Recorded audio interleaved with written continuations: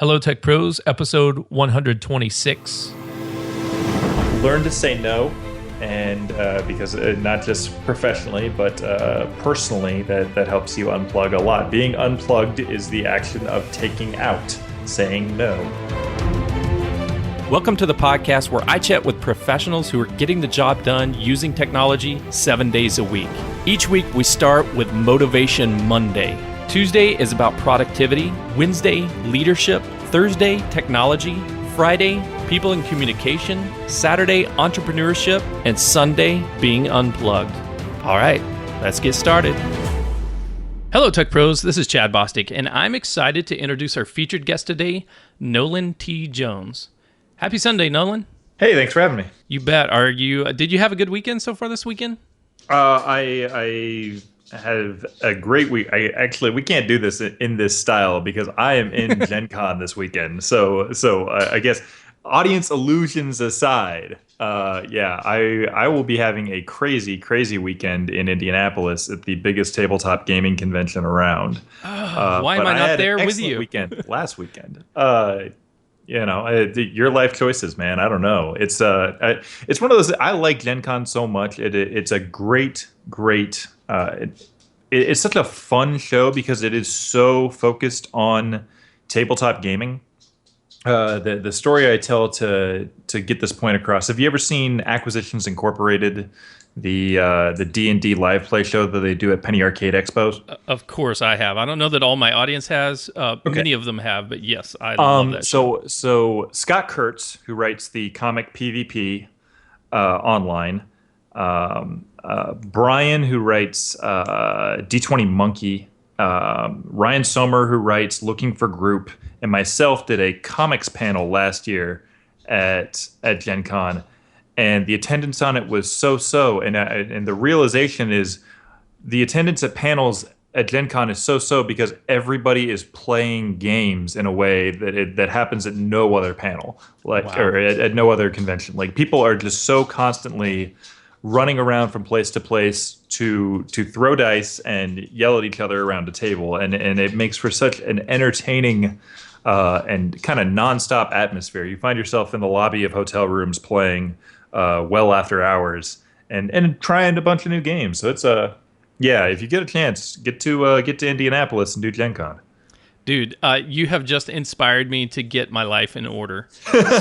So, this is the whole reason why I launched Hello Tech Pros earlier this year, in April of this year, is after working corporate IT for the last 20 years. It's like, I want to do something different. I want to have, speaking of being unplugged on Unplugged Sunday, I want to have a different work-life balance schedule. And it's not, just the 9 to 5, or in my case, it was 7:30 in the morning till 7:30 at night, 5 days a week, and then being on call with a BlackBerry throughout the weekend.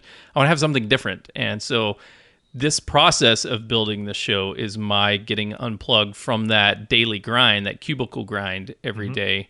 But I love what you're talking about, which is just like, dude, if it's something that you want to do, get out there and make it a priority and go. And yes, it will be on my calendar for next year. I promise you, wife. Be aware that I will be spending money and going to Gen Con next year. Have her come, because it is a show for everyone. I am constantly amazed at just how wide-reaching and entertaining, and just what a good job. I do enough conventions that I've got an idea of what cities really know how to roll out the carpet, and Indianapolis does such a fantastic job really making this a priority for the city, and so it is a lot of fun. Awesome. Well, before we get too far down, I just realized that I haven't introduced you, and some of my guests are going, who the heck is this guy? Exactly. What are these people talking about? So Nolan T. Jones is the co-creator of the virtual tabletop Roll20, the most popular platform for tabletop role-playing games online. He doubles as a recovering comic book writer. And Nolan, you were actually a request from one of my audience members. So I have a Slack channel, which is like a chatting communication tool.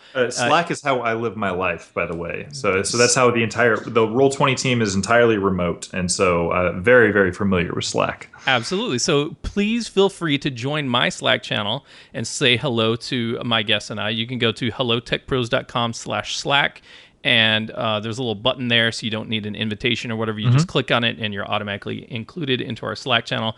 And one of my audience members was in there, a gentleman named Zach, and he said, we were just talking about games and role-playing and being remote and all this kind of stuff. And he said, you know what? Who would make a great guest for your show, especially one of your Unplugged shows, is Nolan T. Jones. And I said, who's Nolan T. Jones? Duh. And he said, Roll20. Yeah, Trouble. He said, Trouble with a capital T and ends in roll20.net. I said, I love that platform. I've used it many, many times. And here we go. You're on the show.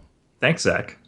Thank you, Zach. Thank you, Zach. I really appreciate the prompt because this is awesome. I'm super excited. And so for the audience who are still confused and still have no idea what we're talking about, I'll give the introduction on what tabletop games are to me, and then maybe Nolan, you could explain what a virtual tabletop and Roll20 is.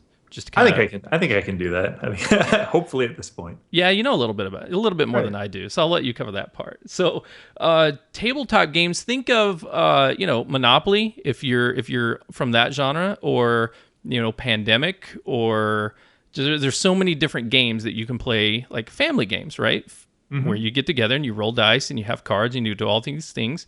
There are also role-playing games. So you have these mechanics where you have certain dice and certain rule sets, but you're imagining that you're superheroes, or that you're knights in shining armor, or that you're fighting zombies, or whatever the genre is. And you and your friends and family, whoever's sitting around the table, having these crazy adventures, these storytelling adventures, are rolling dice and having a good time, spending time together all at the same table, trying to solve these quests or accomplish these goals. Now, Nolan, what happens when, like, Chad moves cross country? He moves from Oklahoma to Florida, and he's not there with his family and friends. What options do I have? It becomes incredibly difficult to do this. Is what my friends and I found out when we all we moved apart. We went to the University of Kansas, and then my buddy Richard Zayas moved to Arlington, Virginia. Riley Dutton stayed in the Kansas City area, and I moved out to Las Vegas, and there was just no good way to do it. We tried a few other solutions that involved ugly downloads and port forwarding and a bunch of other things that just made it really rough to... You'd end up spending an hour trying to get everybody into the program. Like, everybody was online, but couldn't get in and get it all straightened out. And so we went, well, how about we make a stab at doing the most simple version of this as possible? And I like that you brought up Monopoly, because Monopoly ended up being kind of a big inspiration in terms of our conversations day to day about it, because we realized, first off, no two families play Monopoly exactly the same way. Everybody's got different rules on the bank, or what you're supposed to do in this scenario or that, and tabletop role-playing games are that times 1,000. Like, if you've ever played Dungeons and Dragons, one, the rule books are huge, but two, there's just not the time or the energy to go and search out every single thing. And simply there isn't the documentation on every single scenario that your players come up with. So you got to kind of let some things fly and take some chances and do interesting things. And so to do that, you need to not be an overly programmed system. And so we tried to really make a virtual tabletop, something that would allow us to gather and easily pass cards amongst each other, easily roll dice and do all these other things. And we weren't certain that anybody but the three of us and a couple of our friends were going to use it.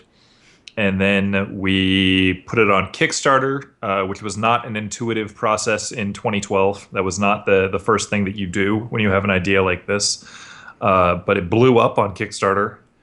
We made $39,000 in 18 days, and we're just kind of off to the races from that point on. So this system really is just a simulation of real life. It's a simulation of sitting around your tabletop like you would do in your kitchen or your dining room. But it's a virtual environment where you have cards and you have dice, but there are virtual cards and virtual dice, and people are distributed across the world where they can still play games together online instead of in the same room. Right.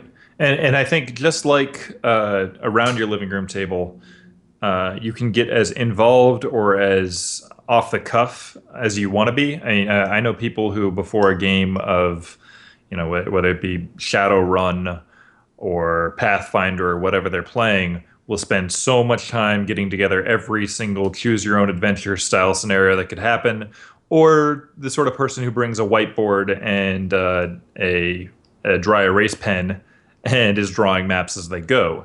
And we try to support that whole range of gameplay. And so far, 1.6 million people have tried it out. Wow.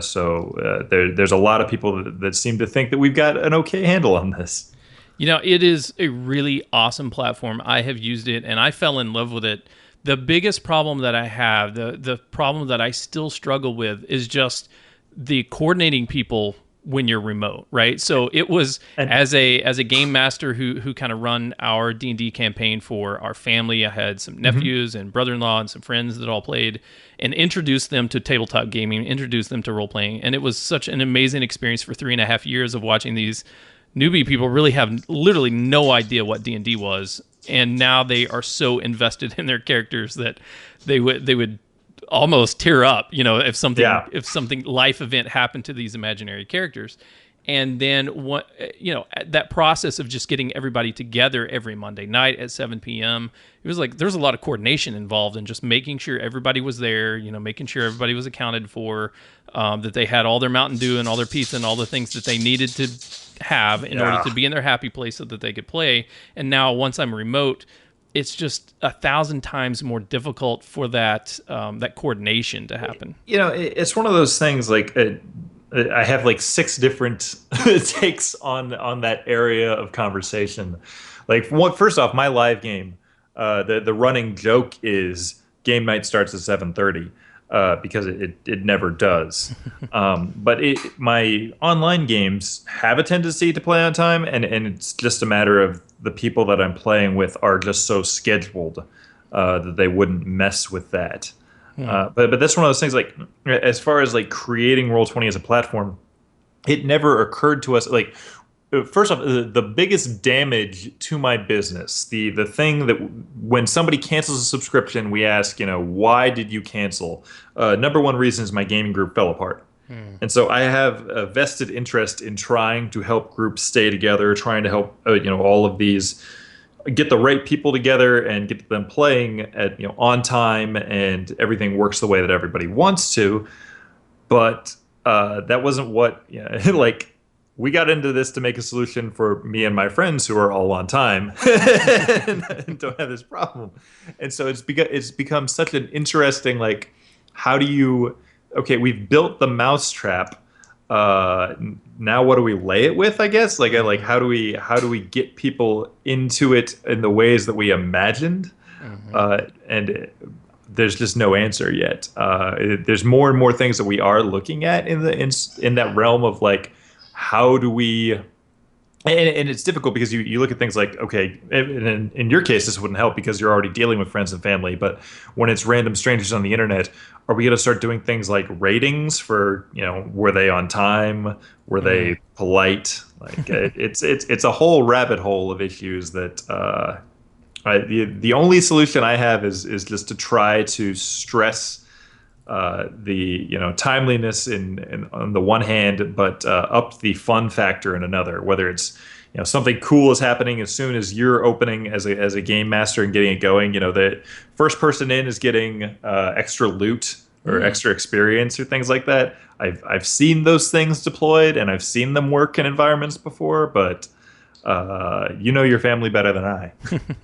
Well, I love what you said about upping the fun factor. So for me, it's all about having shared priorities, right? When everyone's priorities are aligned, it doesn't matter what time of the day, what time of the week, how long we go. When everyone, at this point in their life, for this amount of time, for these 4-week sessions or these 4-year sessions, that by golly, this is awesome and this is the best thing going on in life right now, and it is a priority, I will make it happen no matter what, then everybody's there, right? But the problem is, I think we have life changes, right? People have babies, people grow up and go to college, people get different jobs that have different priorities forced on us. It's just tough. Well, it's one of in my live game that has had a tendency at times to start late. There was a period where the lateness is because of all those things, because of people having kids, because of all those life elements that get in the way. And so what started happening is we would begin with a short card or board game, something that was meant to be run within 15 minutes with 2 to 3 people.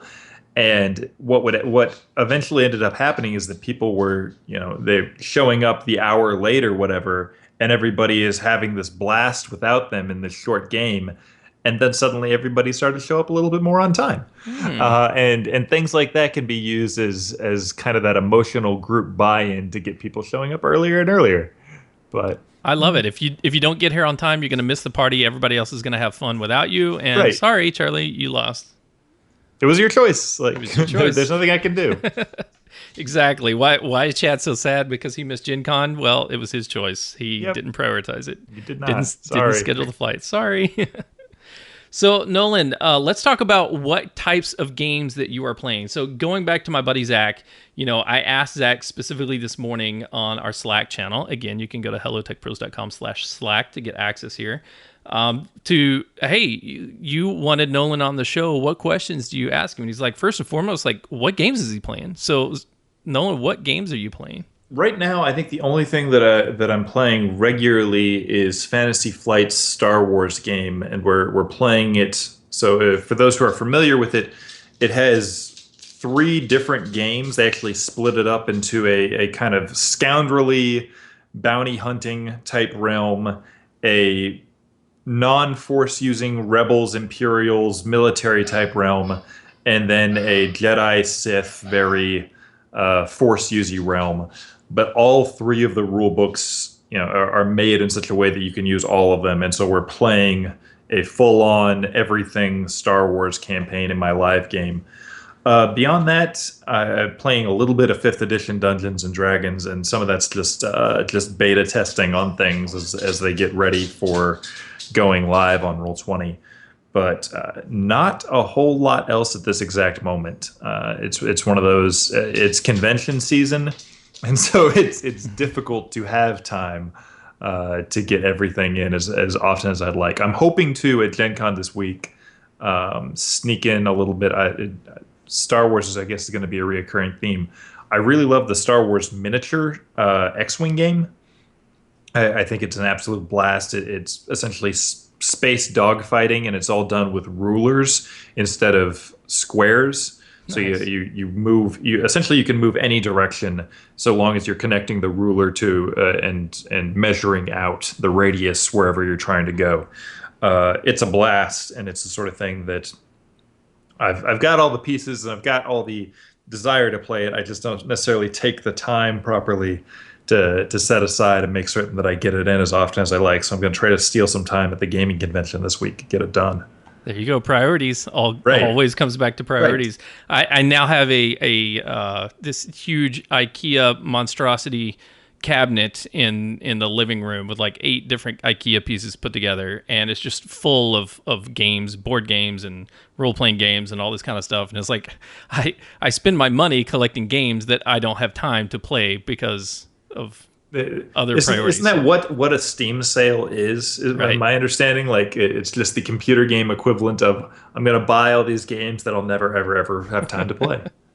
But I love the games that you're talking about. So I actually have played the Star Wars role-playing game. Mm-hmm. It was actually, I had my friend Robert Mitchell on the show way back when we first launched. I can't remember what episode that was, but that was back in April. So it had to be episode, I don't know, 20 or 21 or so. Mm-hmm. We talked about how role-playing games, Star Wars role-playing games, can teach you about facilitating meetings. And he was talking about, as the game master, much of the same stuff that we're talking about here is, you have to know your audience. You have to know your players. You have to get them engaged. You have to motivate them. You have to, when they're role playing, if somebody's very hesitant in coming up with a good idea and they just want to hack and slash and roll dice, you have to kind of pull ideas out of their head and say, I don't know what happened. That Star Wars games works in a funny way too, in that it requires that sort of participation, because success and failure can end up in advantage or disadvantage either way. So you can succeed at what you were trying to do, but something bad can happen, mm-hmm. and you can fail at what you were trying to do, and something good can happen. And that that weird balance, which is very Star Warsy. If you think, like we escaped the detention cell, but we wound up in a trash compactor, and that is their core mechanic for the game. Makes for such an interesting atmosphere, but it really does require everybody in the group to kind of contribute to. Okay, so you succeeded, but something bad's happened. What is that something bad? And playing in that sort of way is a definite meeting experience. I love the experience when a game master gives the players their choice on what the bad thing is that happens. What's your medicine? Yeah, pick your poison. What would you like? What would you like to be killed by today? Yeah. Oh, gee, I don't know. We haven't been eaten by a rancor yet. Maybe there's a rancor down there. It's the Stay Puft Marshmallow Man problem. Exactly.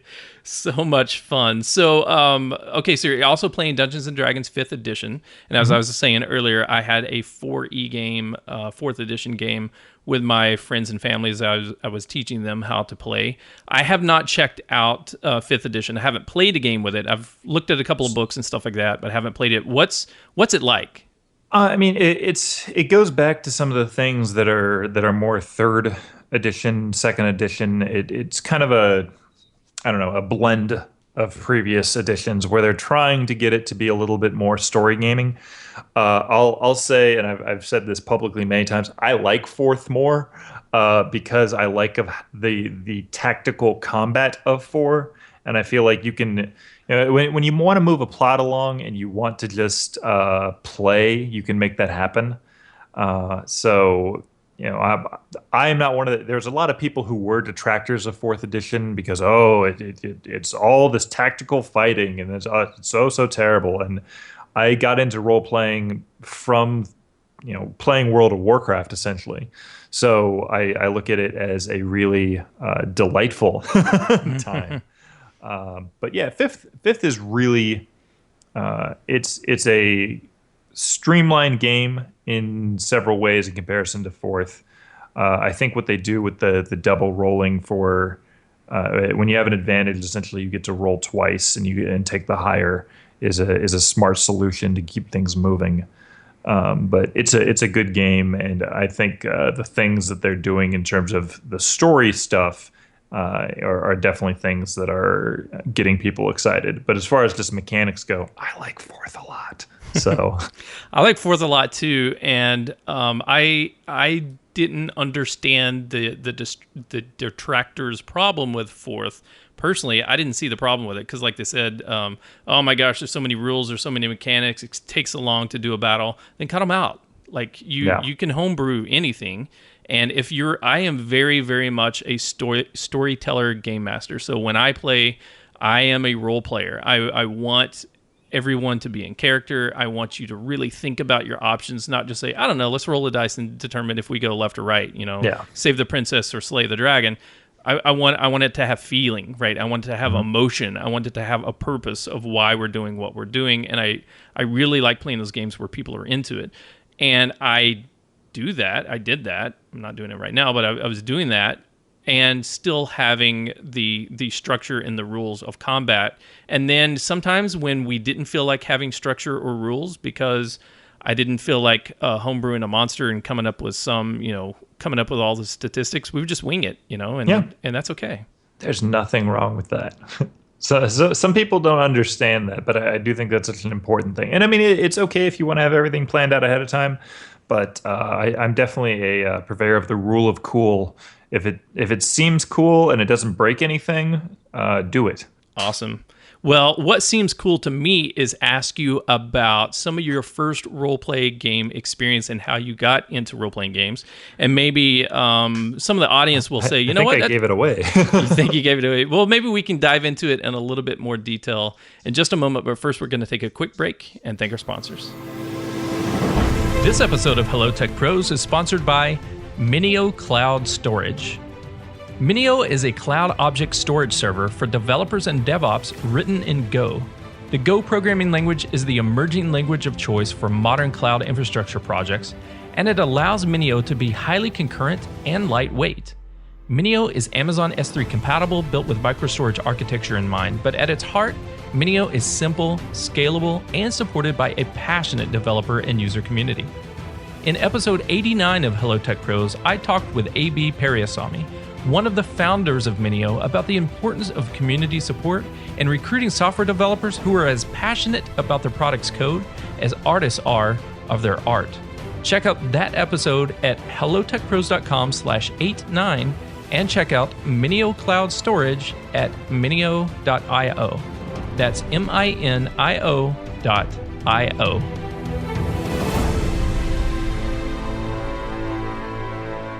Okay, we're back with Nolan T. Jones. Nolan is the co-creator of the virtual tabletop Roll20, a popular platform for tabletop role-playing games online.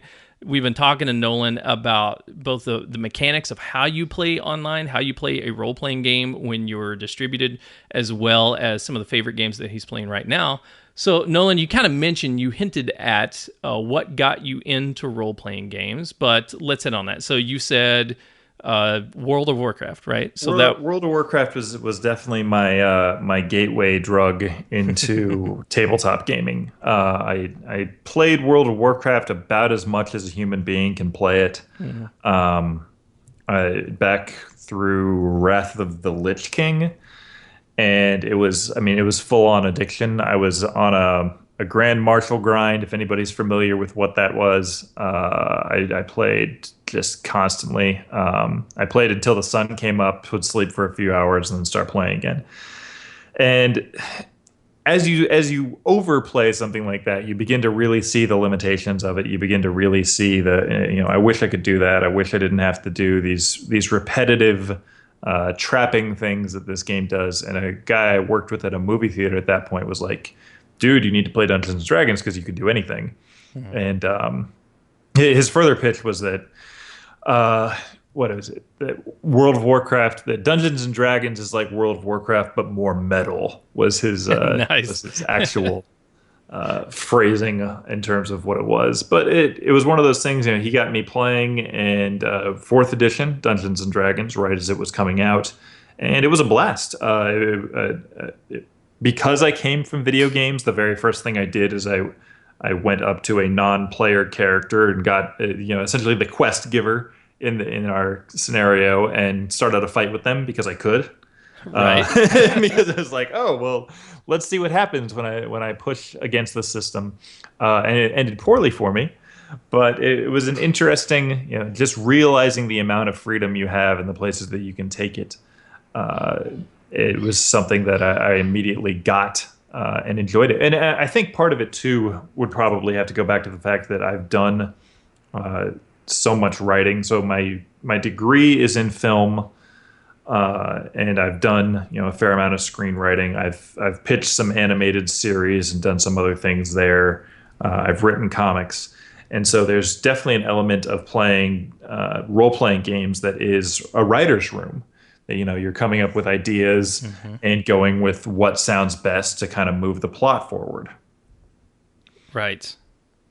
Exactly. So it's a cooperative storytelling process, right? So there may be one person, the game master, the dungeon master, whatever you call this individual, that's kind of responsible for the overall system or the overall plot and what's going on. But it's really all of the players playing individual characters that are cooperatively coming up with this imaginary tale of these people. Right. I mean, the game master's serving as an executive producer. They're kind of giving you the boundaries of what the show is going to be, but other than that, you're both the writers and the actors. So there's a lot that you have to do in terms of influencing where it's going to go and what the tone of it is. So I definitely felt. And that's something my co-creator Richard Zayas will say that often, that the reason he likes role-playing games is that it's like writing a TV show with your best friends. That's awesome. I love that. I love that cooperative storytelling process. I don't want to announce it here in the show, but I'm actually working on something. I don't know. I'm working on something. Stay tuned. We may make an announcement on another episode of the show.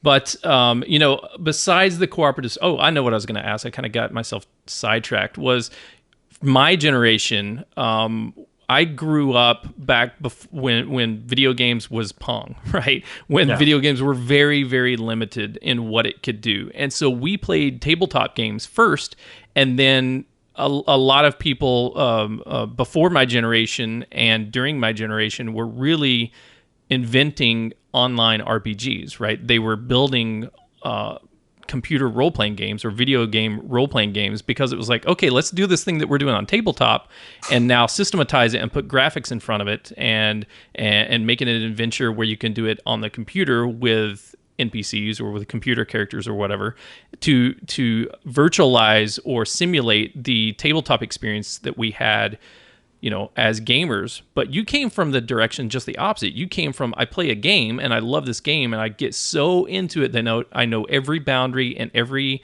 frustrating little grindy thing that I have to do, but now I want something more other than that. So I'm very interested to hear that perspective a little deeper on what you liked about the computer games and what you wish it had that it didn't have that brought you into metal Dungeons and Dragons. I think to some degree, a lot of what I do, even in computer games to this day, is competitive. I play a lot of Heroes of the Storm currently, and that's the sort of thing. So that's a multiplayer online battle arena, a MOBA. So it's 5-on-5, and it scratches an itch when my body wears out from playing basketball as much as I do. I can still go and be competitive in this video game realm. But it's the sort of thing that you're dealing with teammates letting you down. You're dealing with issues in terms of what's happened in the meta game. This character's strong right now and this character's weak. And so it doesn't matter who I want to play. I have to play that character. Da-da-da-da-da. And Dungeons and Dragons and the Star Wars role-playing game and Savage Worlds and Fate and all these other role-playing games that I've played throw out a lot of those issues. And it's us as a group. We're going to sit down together and we're going to do something cool. We're going to have some fun and we're going to play. And I like that. I like that release. I like that. Since we're on the Being Unplugged podcast, I like the ways that allows you freedom and it allows you, and there is an extent to which it can end up too free, that it can end up too formless and you don't have enough drive to get it forward. But when it hits a sweet spot, it's something special. It's something that is worth hanging on to and worth putting time into, and something that I'm really glad to have had a hand in making easier for people to do online. Because it's awesome, because you're basically providing a service, you're providing a system where when we want to have these unplugged moments, but we can't literally sit down with people and play, kind of go back to the beginning of the conversation, then it's there for us. Roll20 is makes it available so that we can have these unplugged moments, forget about work for a couple of hours, forget about the stress of the craziness that's going on in the world for a couple of hours, and just make believe that there's a little quest and we need to solve it and do so cooperatively and have some fun while we're doing it. Right. So going back to that first character that you played, when you were pushing the boundaries of the system, you went up to the quest giver and you said, "May I have a quest?" And he said, "Yes, absolutely. You can solve this thing." And then you punched him in the face. Like, what was you said, "Okay, wow, this is like definitely not working out for me here." Right. What was the biggest lesson or the biggest takeaway? Did you what did you expect from that, and then what did you learn from that experience? I don't know exactly what I expected. I think it was more of a matter of that I didn't know what to expect, and that was kind of the joy of it. Is from a perspective of a first time role player. My friend who is running the game is sitting behind a screen and he has these statistics and these rules and he's been reading from something that gives him, the initial story. And so I know that he's got some sort of plan there. And I go, so what happens to the plan if I punch this guy in the face? Like what happens if I just mess up all of this and am starting fights with commoners in the city before we ever go to the castle to do whatever it is he thought I was going to do.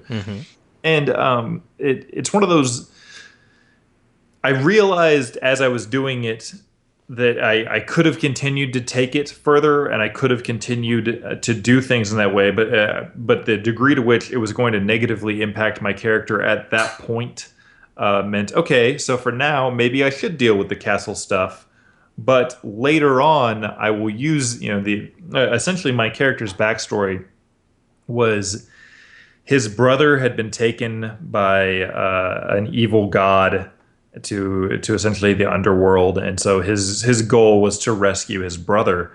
And his whole concept was that his only concern in life was trying to get together a group, essentially an army that could go and defeat this evil god.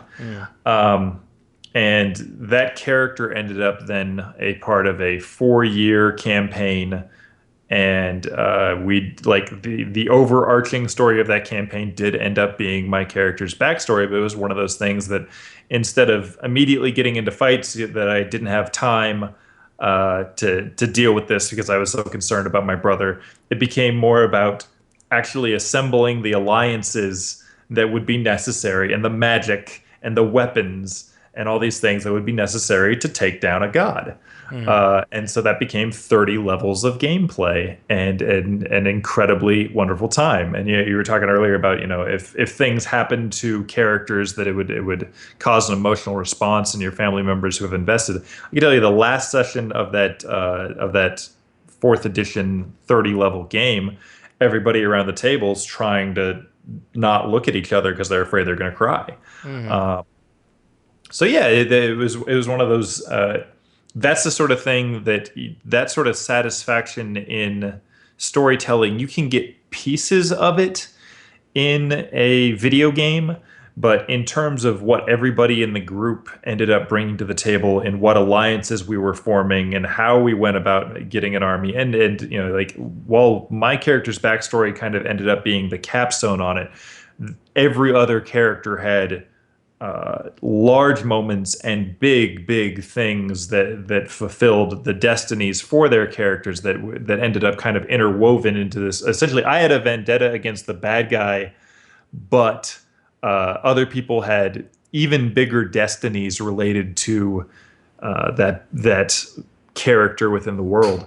That sort of stuff does not happen. You can't do that in video games. There's just no way to get that sort of fluidity. So, yeah, I like role-playing. That's awesome. So I know there's a few geeks out there, like myself, who are thinking, well, tell us about this character. What was the class? What was the race? What were the stats? So just a little bit of hint. The short, it's funny because in some circles, it's incredibly impolite to assume that your D&D character is interesting. Like, there's always that eye-rolling group that's like, ugh, don't tell me about your D&D character. Right. But this is a safe place. You're at a safe place here, Nolan. We're good. He was a Dragonborn rogue, and so that made for a really interesting, essentially this huge character that was also stealthy. He talked in a bad early Christian Bale Batman voice, so Nice. swear to me type nonsense. And his goal was to assemble an army to take out the king who crawls, and so my adventuring party ended up doing that. And it really was an interesting. It was a really good group, and the stories behind everything and the twists and turns. Like it was not 30 levels of well, we got to go take care of this god. When you have that much, there's so many different things that come up, and so you end up with really well fleshed out characters. I mean, it was like having multiple seasons of a television show. And there were definitely moments where we would take a month off from the main campaign because it was like, whoa, that was a season finale tonight. Like, it's a bunch of stuff happened there. I don't know how we can go and immediately try to follow that up next week with something. Let's take a moment. And so that's the sort of stuff that makes it makes for a very enjoyable and special experience, and the sort of thing that I understand the popularity of all this. Yeah, absolutely. I mean, you touched on the emotional experience several times, and honestly, that's why I go to movies. That's why I read books, is because I want to get lost in the story, and I want to feel for the characters, right? I want to feel bad when something bad happens to them. I want to feel elated when they overcome their obstacles, or, whatever. I want to feel icky when the bad guy comes on the screen and does his bad guy monologues and all that kind of stuff. But I want that emotional experience. And for me, I've tried writing. I'm not good at it. You've had a lot of experience there. I kind of like it because I kind of enjoy putting that emotion that comes from within me onto the paper or onto the screen, right? And try to develop that emotion through those characters that way. But to me, nothing beats role playing. Sit around with other characters, with other players, and developing characters together, and sharing this experience and developing these emotional connections together. It's unbeatable. The only thing I like about writing in comparison to role playing is that writing gives you a better chance at revisions. And that would be like I enjoy the community aspect a lot. I'm a very social person, and so there's a degree to which writing can be a real bear because it is such a lonely experience. Like you really do have to like even with a writer's room and stuff like that, because I've had that experience as well. There comes a point where somebody has to go, do a draft of the damn thing alone, and so there's that degree to which the social aspect hurts. But writing, you do get a shot at perfection in a way that you don't necessarily get in role playing, which is which helps to make those emotional manipulations when somebody is dealing with the work after the fact. Yes, you do get to edit, and I love that. But in role playing, you get the spontaneity, right? You get the spontaneity of the moment, which is, I'm just gonna say it the way it's running through my head, and it may go over great, and it may not, but we'll go with it, and we'll adapt, and we'll go from there. I was actually on another podcast recently, and I can't remember the exact link, so I'll put that in the show notes for this episode. But I told the story of how role-playing games, playing Dungeons and Dragons, actually helped me with self-confidence. It helped me with speaking. It helped me with leadership, because of as an introvert, not just an introvert, as a really, really shy kid who was just petrified of saying the wrong thing or doing the wrong thing or just coming across as a super uber geeky dork that nobody wanted to have anything to do with. I clammed up and I shut up and I didn't say anything, and it very much stunted my my social skills and my relational development throughout as a high school kid, college age, and even as an adult. And it was, through Dungeons and Dragons that I got to play other characters and be heroes. And when I heard the phrase "fake it until you make it," I started applying that to my career and saying, you know what, I can imagine there's this future Chad self that is a lot more confident. He's a lot more successful. He's doing the things that he wants to do.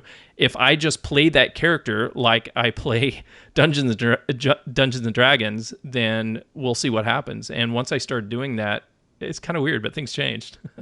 Well, it's one of the, something that my partners and I say a lot in terms of our business experience with making Roll20 is that nobody really knows what's going on. There are no adults.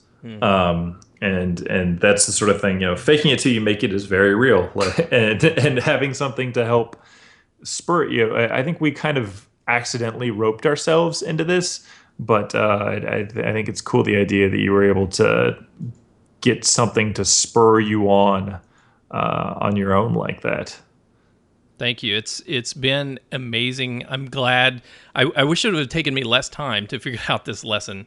But I'm glad that I played role-playing games, and I continue to play role-playing games whenever I can, because it allows me to express that creativity. It allows me to have an emotional connection both with the characters in the story and with the other people in the room that I'm developing friendships with, as well as, it allows me to experiment and try new things that I'm afraid to try in real life, but maybe through a game I can build up the confidence so that, in real life, maybe I can go talk to that stranger, that individual, or invite Nolan T. Jones to my podcast to talk about D&D. I mean, that's the coolest thing in the world.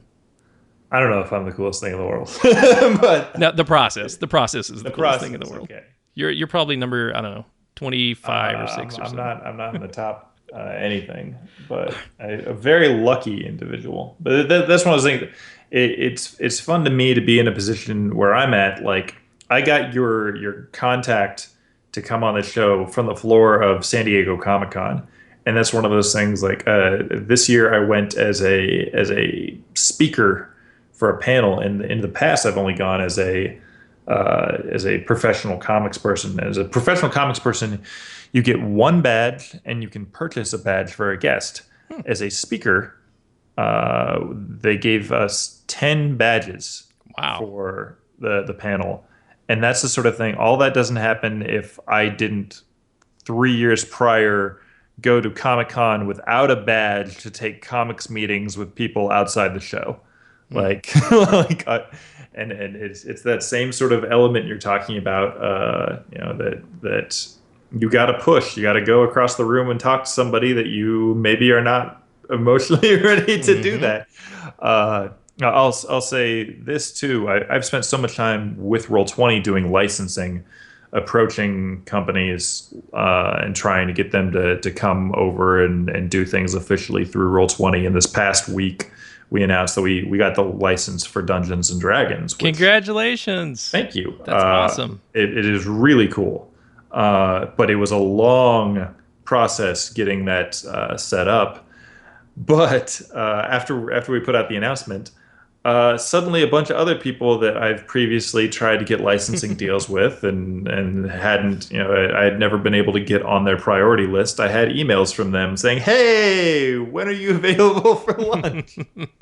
And that's the sort of thing that it's, the further along those, the further you push yourself, the better things will continue to turn out for you. So.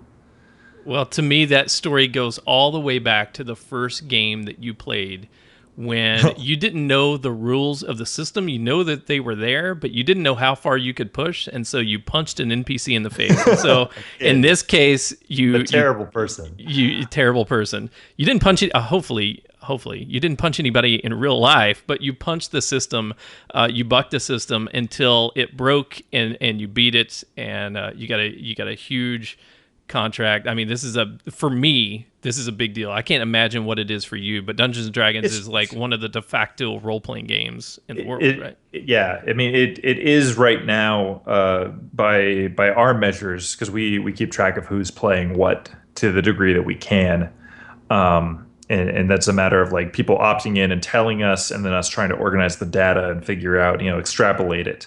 But Dungeons and Dragons is the most popular system played on us, and obviously it's the system I started playing role playing with.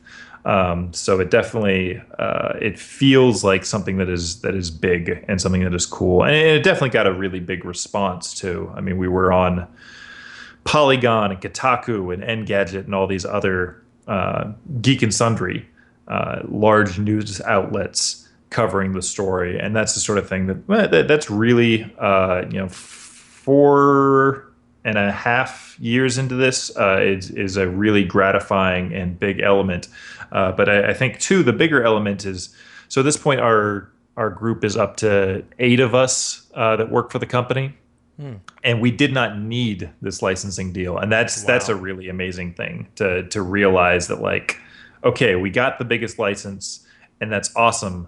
But we were already paying 8 people to work here, and there was no issues. There were no problems. We weren't looking for money. We weren't taking money from outside sources. We're an entirely bootstrapped entity, and we didn't need anything like this. So it makes for just an amazing cherry on top style week. So, Nolan, we're going to have to bring you back on the show, maybe on a Saturday entrepreneurship episode, to talk about that business side, right? Because we've talked to other guests about how to go out and get a VC, and when you need to bootstrap versus when you not, and kind of high level stuff. But you've been through the trenches of you and your buddies kind of built this system, the minimal viable product for the system, just to use for yourself. And now you've got licensing deals with the biggest players in the market, and you don't need to go out and look for, VC and all this kind of stuff. So we're going to have to bring you back on an entrepreneurship show to really talk about the business side of Roll20. So how do we refocus on being unplugged? What do we being need to... unplugged? Well, tell us. So tell you what, I will give you the final words of wisdom for the audience, and then you can shout out the best way that we can connect with you online, and then we'll say goodbye. Words of wisdom for the audience, and I guess this would go from bootstrapping a business while I was also working full time, and I was also, very close to a full time comics career at that point. Learn to say no. And because not just professionally, but personally, that helps you unplug a lot. Being unplugged is the action of taking out, saying no. Right now, the solution for that for me is mostly basketball. I play a whole lot of basketball because it's really hard to answer a phone when you're running up and down a court.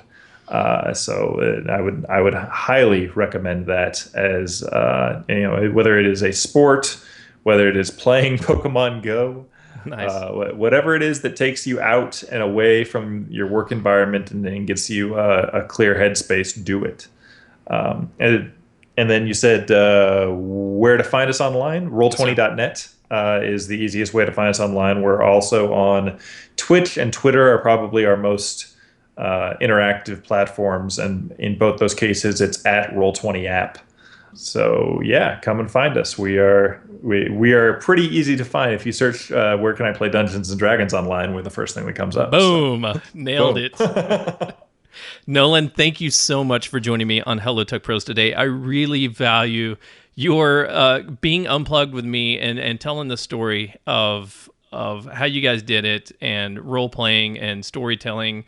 It aligns so much to my passions, but now I'm going to switch my priorities up, and I'll see you next year at Gen Con. Sounds like a plan. Thanks. Awesome. You bet. Tech Pros, if you haven't tried any role-playing games, do so. It's very simple. You don't need any rule books. You just need like a coin, like a quarter to flip, heads or tails, yes or no, I passed, I failed. And you need somebody else to bounce ideas off of and just make up a story. It's just like making up a story, but with a little bit of rules wrapped around it. It's not that big a deal. And if you like that, then you'll like some of these other systems as well. And if you have a group and your group is somehow life is getting in the way and it makes more sense to play it remotely, use Roll20. Like Nolan said, it's the best system out there.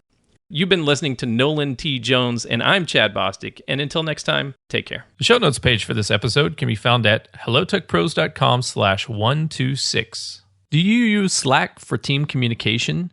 Join the Hello Tech Pros Slack channel at hellotechpros.com/Slack. If you enjoyed this episode, please leave a review, subscribe to this channel, and check back tomorrow. This has been Sunday Being Unplugged, but tomorrow my featured guest and I will get fired up and ready to face the week with Motivation Monday. On Tuesday, we'll be discussing productivity, Wednesday, leadership, Thursday, technology, Friday, people and communication, Saturday, entrepreneurship, and back again on Sunday to get unplugged. And I'll talk to you tomorrow.